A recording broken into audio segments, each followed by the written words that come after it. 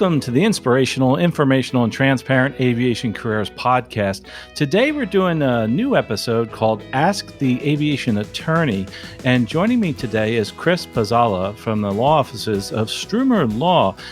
Hey, welcome, Chris. It's great to have you back. Hey, Carl. Great to be here. So before we get into the questions here, just a quick shout out to our sponsors at aviationcareerspodcast.com/free. And those are the folks that actually sponsor us and give away those free scholarships guides. And hey, by the way, if you want one, you want a free scholarships guide, that's where you find it right there. All those coupon codes, over $120 million in scholarships that you can find there.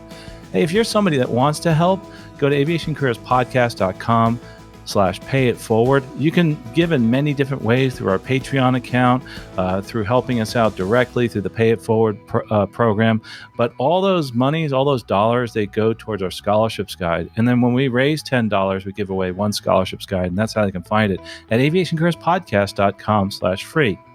So let's get on with the show. Today's show is from questions that I've received both through our career coaching sessions and also from our feedback. If you have questions, by the way, in the feedback at aviationcareerspodcast.com, just put a little note there saying, hey, could you ask the attorney this?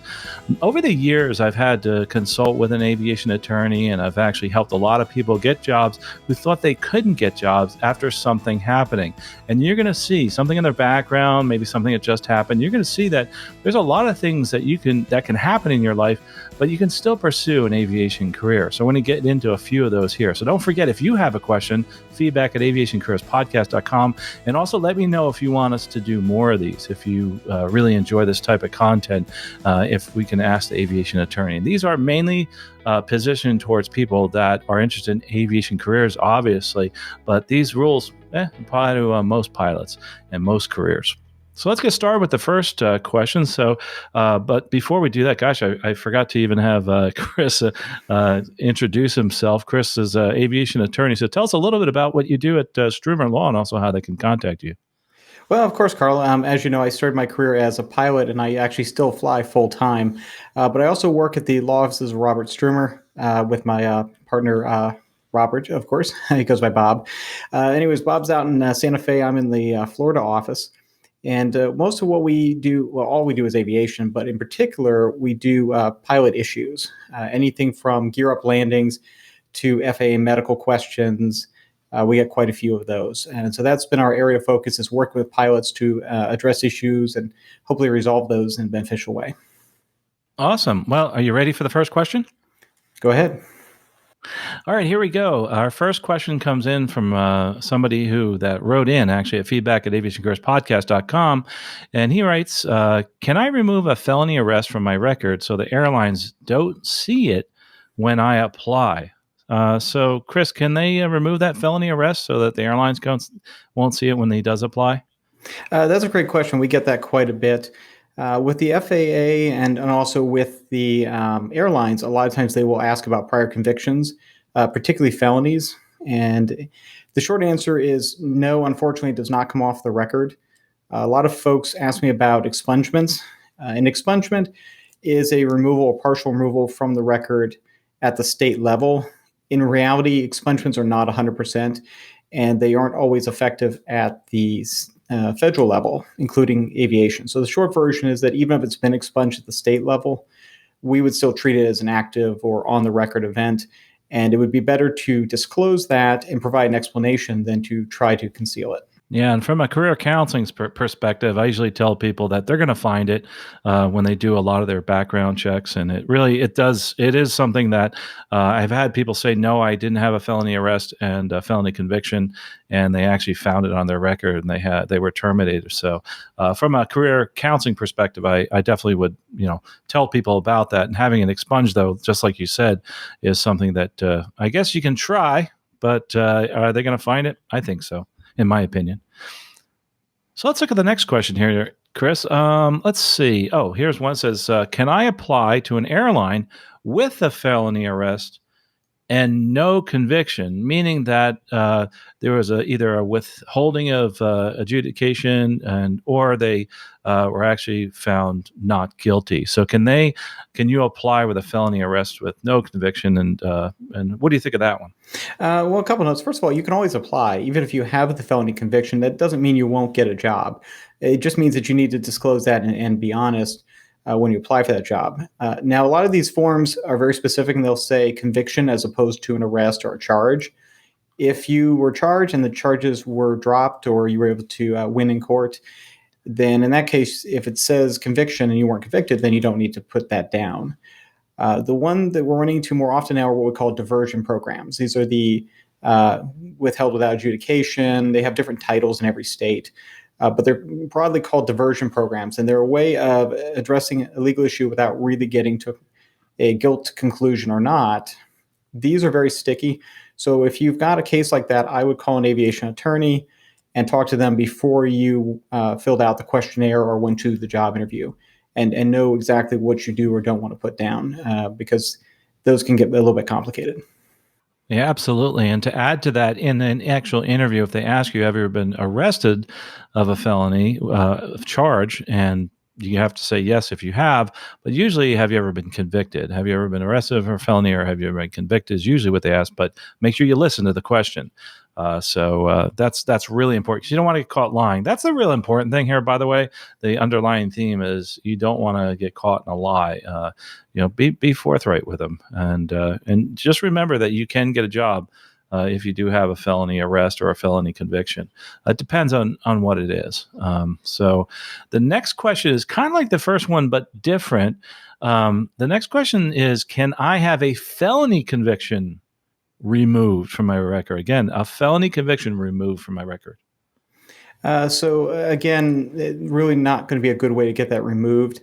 That would be recognized by an airline or the federal level. So the short version is you are going to have to disclose that. So the best thing to do is to put some time on it or behind it, learn from whatever mistake caused that, and be prepared to talk about it on the interview. And almost everybody, especially later in career, is going to have something in their interview they don't want to talk about, whether it's a check ride failure, an aircraft incident. It happens. And the airlines do find these. One of my clients discovered a few days ago that a pilot did not disclose a former employer and a check ride failure at that employer. And so that's now an issue that's going through their HR and legal departments while they try to figure out what to do with this employee. And that's going to be very unfortunate, because the employer might have hired him even knowing, but now that he's lied to them, they're not really sure they want to keep him. I will also point out that there are other ways that employers ask questions. One of my first interviews in the airline industry, I think it was my second interview, they asked me if I'd ever been fingerprinted. And that was their way of getting around the arrest versus conviction question, was to ask, have you ever been fingerprinted? And at the time, I never had been, so it wasn't an issue, but that was their way of doing that. Yeah, good point. And by the way, on the fingerprint issue, I know a lot of folks that work with children and stuff like that are going to write in. So before you write in, yes, I've been fingerprinted many times, and that's because I work with children and et cetera. There are organizations that make you get fingerprinted. So just remember that isn't necessarily a bad thing, but that is one way, I guess, they can kind of assume from that. But you can't assume it, right? Because you, even if you're fingerprinted, it could be for a good thing. Well, honestly, it's the way to go. Actually, in my case, I had been fingerprinted as a kid. At the time, they were fingerprinting kids in that area. And so I did disclose that on the off chance that fingerprint might be in some kind of a database and come back up later. And they didn't take any issue with that, of course, when I explained that, well, this was, when I was 7 and this was done for safety. So fingerprinting does for all kinds of reasons, and that's fine. Just tell them why you did it. Yeah, absolutely. The point being, tell them why you had it. Maybe you were in the Civil Air Patrol, you were working with cadets, and you had to get fingerprinted. Just tell them exactly why. So let's shift gears a little bit away from the felonies and the convictions and that type, because I know I get a lot of questions about that. Just remember this: no matter what it is in your background, make sure you talk to somebody, an attorney, a career counselor, about whether it's a good idea to pursue that career, or maybe look at different types of jobs within the aviation community. So let's move on to one that has to do with medicines. This comes up often, and it's a subtle question in that it's asked this way: do I have to report all medicines that are prescribed to me? And so the answer to that is you would list the medications that you actually use. So any medication that you are currently on. If you're on a medication temporarily, but that has discontinued, generally we wouldn't report that, but we might report the underlying condition. For instance, I had a client that was in the hospital for a few weeks. And so in that case, they did request the list of medications from the hospital, and we did provide that. Now, one of the questions I get is from folks who have had a prescription and decided not to use it, whether it was a painkiller for a procedure and they decided they didn't want to take it, or whatever it is. If you didn't take it, don't put it on the form, of course. That being said, if the doctor has prescribed something and you don't think you're going to use it, it's better to go back to the doctor and make sure that that's on the record that you did not use it. Because if later on you have to provide those hospital records or doctor records for some other reason, you don't want the FAA to go in there and see that medication listed and make an assumption that you used it and think that you didn't disclose it, because that could be even worse. So, you get the medical treatment you need, put down what you did, and if something's prescribed and you don't need it, make sure that you have some kind of a record that you ultimately didn't use it. Yeah, that's some great advice because, especially in aviation, you're working with doctors that may not deal with pilots and they prescribe things that aren't legal for us to fly. And if we've never taken it, maybe we should get a note on our chart that says, hey, I didn't actually take that and the patient didn't actually take it. So good point. Really good point about that. So let's move on to another question. And this question, I'll read it as it is, but I think they're asking two different things here. The person writes in and says, I was forced to resign. Can I have that removed from my PRIA, Pilot Records Improvement Act reporting and database has all of this information about your prior failures and training, et cetera. So if you were forced to resign, let's start with just the question the way it's written. Can that be removed from the person's PRIA? Right. So we should probably talk a little bit about how PRIA works. And I should mention that the FAA is going to a new system, the pilot record database, which will go active over the next 2 years. In the meantime, we are still using the PRIA system. With the PRIA, a small percentage of the information, your license, your medical, incidents, accidents, that's saved on the FAA's database.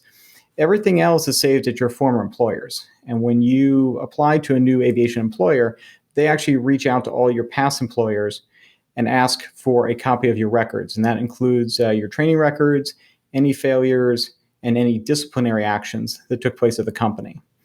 I can tell you that airlines are very inconsistent with how they fill out PRIAs and how much information they send.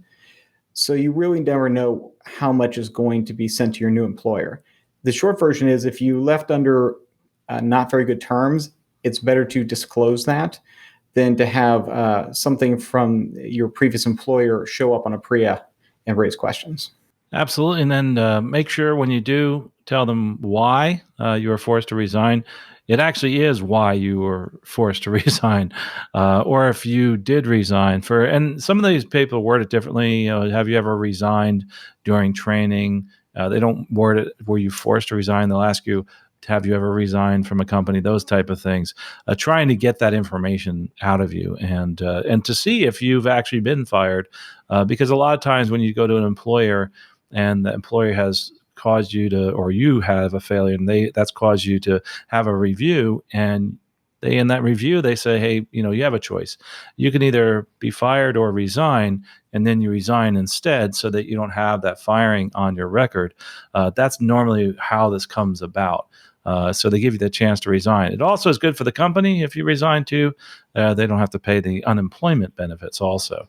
I have a lot of experience with this when I was working with the furloughed folks at another airline, where some of the people came back and they actually were fired, but were given the opportunity to resign. So think about what's best for your situation is what I got to say there. So, but interesting how what you said is so very true, how things can vary vastly on both the reporting and also the requesting in the PRIA.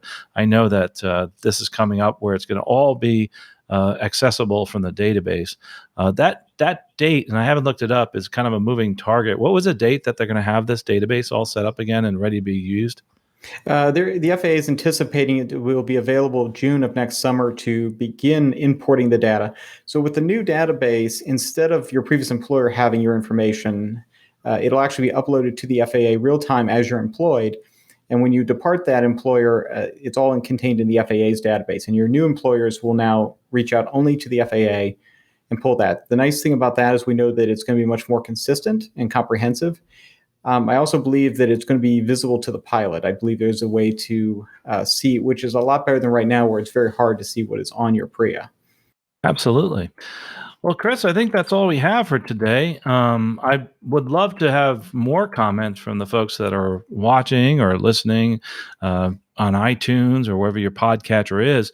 You can find out more feedback at Aviation Careers Podcast today, or excuse me, aviationcareerspodcast.com. And one of the things I'd like you to do is, in that message, if you want to ask the attorney, aviation attorney, put down there, could you ask the aviation attorney this, or can you ask this on a next episode? Because this is really good stuff. But the most important thing, though, is realizing that every situation is different.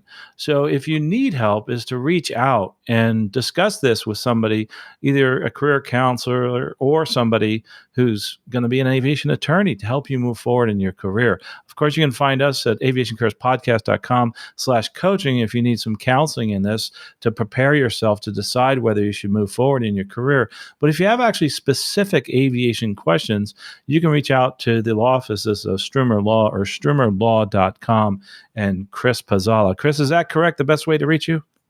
Yes, email is the best way to get us. And also the website has our emails and phone numbers. So feel free to reach out. Awesome. And cool pictures of airplanes on the website. So go check it out, strumorlaw.com. Again, Chris, thanks so much. And I can't wait till our next episode when we do another episode of Ask the Aviation Attorney. Thank you, Carl. So if you're somebody who's on the fence about whether you're going to become a pilot, whether you can progress in your career, maybe it's due to a legal issue, maybe it's due to a little hiccup in your career, the possibility of a firing, a felony, or something else. What I want you to do is this. I want you to research it online, but also reach out to somebody that can help you. Whether it's an aviation attorney, a career coach like we have here, it's very important to get that information and not just get it on the internet and the forums. Get it from some people that have experience, like the folks at Strumor Law, and also here at aviationcareerspodcast.com. And if you're somebody who's looking to move forward in your career and you want someone else to pay for it, go check out our scholarships guide. And to get one for free, aviationcareerspodcast.com/free. And if you want to help those people get those scholarships and you want to give one of those scholarships guides away for free, it's real simple. aviationcareerspodcast.com/pay-it-forward. Every time we raise $10, we give away one free scholarships guide. But most importantly, no matter what you're doing in your career or in your flying life right now, I want you to take action today to move forward in your career. Don't stop now. Do the research. Reach out to some of the people we've talked about here at strumorlaw.com. Look at the website, aviationcareerspodcast.com, at some of the resources out there. Maybe you're having a medical issue. There's information about who you can reach out to as far as medicals are concerned, how to study for your next airline interview. But the most important thing that you can do for me today is to take one step today to move forward in your career, in your life. We'll talk to you next episode. Safe flying out there.